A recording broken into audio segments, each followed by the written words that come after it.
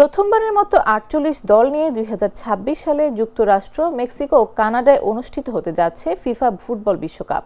দল সংখ্যা বাড়ার সঙ্গে সঙ্গে বাড়ছে প্রতিযোগিতার উত্তাপ এবং সেই সঙ্গে প্রাইজ মানিও।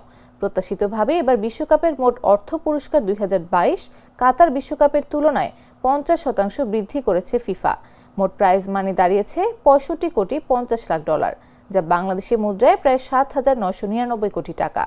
বিশ্বকাপ জয়ী দল পাবে $৫ কোটি আর রানার্স আপ দলের প্রাপ্য $3,৩০,০০,০০০।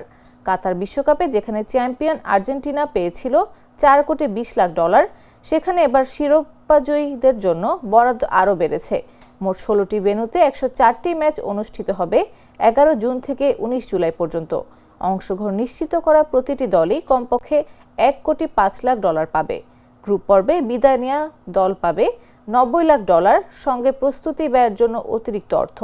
রাউন্ড অফ 32, শেষ 16, কোয়ার্টার ফাইনাল, সেমিফাইনাল প্রতিটি ধাপেই রয়েছে আলাদা আর্থিক পুরস্কার।